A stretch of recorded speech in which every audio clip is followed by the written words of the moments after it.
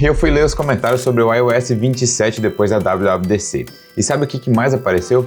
Decepção, poucas melhorias, mais do mesmo, parece que só mudaram os ícones. E olha, eu até entendo esse sentimento, mas ao mesmo tempo tem coisa importante nessa atualização que vale a pena separar do que é barulho. Nesse vídeo então eu vou te mostrar o que é novidade de verdade, o que é promessa muito velha e por que a Apple chegou nessa WWDC com muito mais pressão do que nos últimos anos.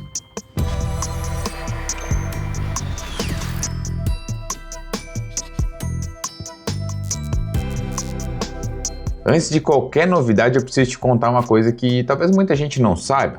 A Apple pagou mais de 250 milhões de dólares para encerrar um processo coletivo. E o motivo, ela vendeu o iPhone 15 Pro e toda a linha iPhone 16, prometendo uma Siri completamente reformulada com inteligência artificial, funcionalidades que iam mudar como você usa o celular no dia a dia. E aí, nada disso chegou de fato. A Siri continua a mesma bagunça de sempre. Então quem comprou um iPhone 15 Pro ou um iPhone 16 entre junho de 2024 e março de 2025 nos Estados Unidos vai poder receber 95 dólares por aparelho. Essa então é a Apple reconhecendo na prática que exagerou nas promessas. E foi exatamente com esse peso nas costas que a empresa entrou aqui na WWDC 2026. Era essa a edição que a Apple precisava provar que a Apple Intelligence e a nova Siri não são apenas marketing. Pelo menos agora entregaram algumas coisas de verdade. Bora ver? Confesso que quando eu li foco em desempenho no resumo do WWDC, eu pensei, isso é papo de quem não tem muita coisa para mostrar. Mas os números até que me fizeram crer que sim, a gente tem interfaces ainda mais rápidas a partir do iOS 27. Lembrando que quando qualquer marca fala que algo vai melhorar até X%, ela pode ser que melhore só apenas 1%. E é o primeiro caso, os aplicativos vão abrir até 30% mais rápido, as fotos vão aparecer na biblioteca até 70% mais rápido depois que você tirou, e o AirDrop ficou até 80% mais veloz. E a transferência de arquivos para armazenamento externo, tipo um SSD portátil, ficou até 5 vezes mais rápido.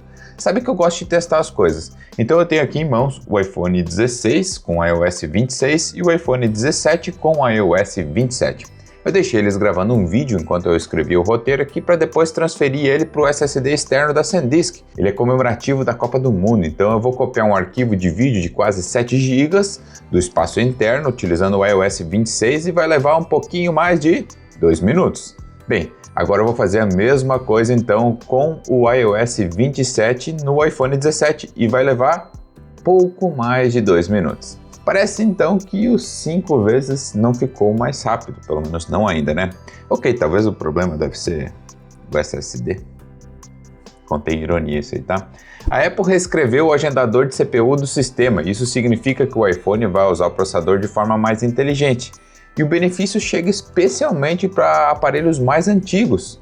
Olha só, o iPhone 11 com a iOS 27, exatamente isso que você escutou. A Apple, por incrível que pareça, vai de alguma forma tornar o imortal iPhone 11 mais rápido utilizando o iOS 27 do que o iOS 26. Para quem usa o celular no dia a dia, abrindo aplicativos mais rápido e o sistema respondendo melhor, é o tipo de coisa que você sente em cada desbloqueio. Então é algo que eu realmente gosto de ver. E se a Apple está fazendo, é tendência. Então as outras marcas vão fazer também. E um ecossistema aí se junta e provavelmente a gente vai ter interfaces mais rápidas. Agora partindo para algumas mudanças visuais, o Liquid Glass chegou no iOS 26, né, e gerou bastante divisão. Teve gente que amou muito aquilo e teve gente que odiou aquela transparência excessiva. No iOS 27, a Apple fez algo que o povo pediu. Ela colocou um controle na mão de quem utiliza. Agora você pode reduzir os elementos do Liquid Glass se não gostar daquele visual ou deixar ele ainda mais intenso se quiser. Os ícones dos aplicativos também ganharam uma camada adicional desse efeito, o que deixa o resultado mais refinado e menos genérico, digamos assim. Sinceramente, foi a novidade que mais me surpreendeu positivamente quando eu li os comentários. A Siri também passou por uma reformulação de verdade, tem um visual novo, mais discreto e vive agora dentro da Dynamic Island. A animação mudou, a voz vai ficar mais expressiva, mas principalmente ela agora entende contexto, mantém conversas longas e enxerga o que está na sua tela sem você precisar ficar explicando e olhando aquilo.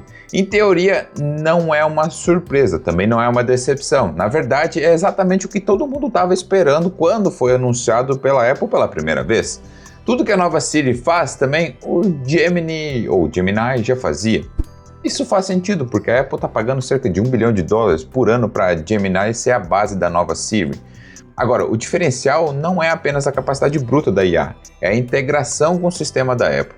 A Siri, com acesso às suas fotos, mensagens, arquivos, é tudo sem precisar ficar abrindo aplicativos separados. As outras plataformas de IA, na minha opinião, até que são melhores. Eu tenho utilizado o Claude ultimamente, e esse é um exemplo muito bom, né? É uma IA que para mim tem funcionado super bem, mas a diferença é que nenhuma dessas outras IAs vai estar integrada diretamente dentro do seu iPhone. A Siri agora também ganha um aplicativo próprio. O histórico de conversas fica salvo e sincroniza entre iPhone, iPad e Mac também. Ela pode ainda pesquisar na web, gerar imagens, resumir arquivos, escrever e-mails, tudo em nome do usuário. Algo que a gente já esperava, né? E vai ficar rodando dentro dos servidores privados da Apple. Interessante.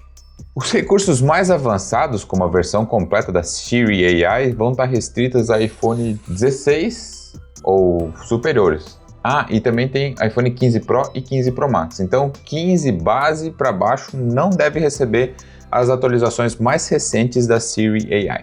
Aí eu te pergunto, a Apple vendeu o iPhone 16 como sendo um celular Apple Intelligence, cobrou caro por isso, e agora os recursos mais complexos vão chegar tipo o iPhone 17 e em diante por conta do processador. É louco, né? Antes que você diga que é coisa só da Apple, deixa eu te lembrar que a Bixby, sim, da Samsung, ela prometeu também durante o lançamento lá do Galaxy S25, é uma Galaxy AI, digamos assim, completamente reformulada, capaz de agir como um agente autônomo, controlar o aparelho por linguagem neural, até antecipar tarefas. O ponto é que transformar um assistente de voz em um agente de AI é realmente difícil. Não é uma questão de um engenheiro ir lá apertar um botão. Os aplicativos terceiros precisam estar integrados, os desenvolvedores precisam adaptar o software também. É um ecossistema inteiro que precisa se mover junto, e isso leva tempo. A Apple e a Samsung pelo menos estão no mesmo barco, caminhando num primeiro passo. A câmera também vai ganhar uma aba da Siri, que funciona como um assistente visual. Você vai poder tirar dúvidas, fazer traduções em tempo real, direto pela câmera, sem precisar sair do aplicativo. Algo que a gente já vê no Fotos do Google, né?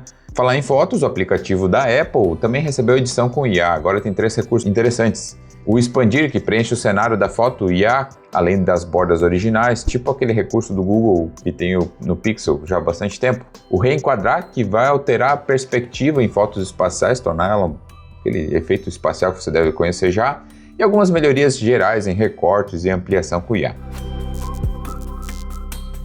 Uma novidade que não costuma aparecer nos highlights, mas é muito relevante para a família, é o controle parental, e ele foi redesenhado em parceria com a Academia Americana de Pediatria. Agora os pais vão poder definir exatamente quem o filho pode ligar, quais aplicativos e sites pode acessar, e o sistema até sugere tempos adequados para a criança, dependendo da idade dela. O detalhe que eu achei interessante é que a criança pode pedir permissão para acessar algo a partir de qualquer dispositivo Apple, e os pais vão poder aprovar ou negar de onde estiverem. Os aplicativos de atalho agora ficaram um pouco mais inteligentes. Em vez de você montar uma automação passo a passo, você pode escrever para o sistema através de comando de voz. O exemplo que a Apple mostrou no evento é você digita algo como: quando eu sair do trabalho, manda mensagem para o Pedro dizendo que eu estou a caminho com o tempo estimado da chegada. O aplicativo de atalho identifica o endereço do trabalho, calcula o trajeto pelo Maps, né, e dispara a mensagem no horário certo. A automação é bem complexa, com uma instrução simples. É tipo coisa que a Apple costuma mostrar, ou outras marcas costumam mostrar, mas dificilmente a gente vai utilizar. Aqui uma boa notícia e um detalhe importante que separa em 2 grupos de usuários. A boa notícia é que a Apple surpreendeu a manter o iPhone 11, lançado lá em 2019, na lista de aparelhos compatíveis com iOS 27. Todo aparelho que já roda iOS 26 vai receber essa atualização. São cerca de 34 diferentes modelos no total. Mas o iOS 27 instalado no seu aparelho não significa que você vai ter acesso a tudo o que foi mostrado no WWDC. A Apple deixou isso claro no press release. O Apple Intelligence e a Siri AI estão disponíveis apenas para iPhone 15 Pro, iPhone 15 Pro Max e toda a linha iPhone 16 em diante. Na prática, isso divide o cenário aqui em 2 grupos diferentes. Quem recebe a iOS, mas sem o Apple Intelligence, vai lá desde iPhone SE da segunda geração, iPhone 11, 12, 13 e 14 e os modelos base e Plus do iPhone 15. Eles vão receber o sistema atualizado, aquele ganho do desempenho, Liquid Glass refinado e algumas melhorias gerais, mas sem o Siri AI, os recursos de edição de imagem nos fotos e os atalhos inteligentes por linguagem natural, tudo isso fica bloqueado. Agora o grupo 2 recebe o iOS 27 com o Apple Intelligence aprimorado, então é iPhone 15 Pro, iPhone 15 Pro Max e toda a linha 16 e 17. Eles sim têm acesso completo ao Siri AI e todos os recursos de inteligência artificial. Agora, quem ficou completamente de fora são os modelos com chip A12, ou seja, o iPhone XS, o iPhone XS Max, o XR e tudo que for mais antigo. Esses já tinham perdido também suporte no iOS 26. O beta para desenvolvedores já está disponível desde ontem, dia 8 de junho, e o beta público chega em julho. E a versão final do iOS 27 deve ser lançada em setembro, junto com o iPhone 18. Então, o iOS 27 é uma boa atualização. Para mim, eu acho que sim. Mas não é uma revolução que a Apple devia desde 2024. O desempenho deve melhorar de verdade, algo que eu costumo gostar. Todo mundo quer ver as coisas mais rápidas funcionando, né?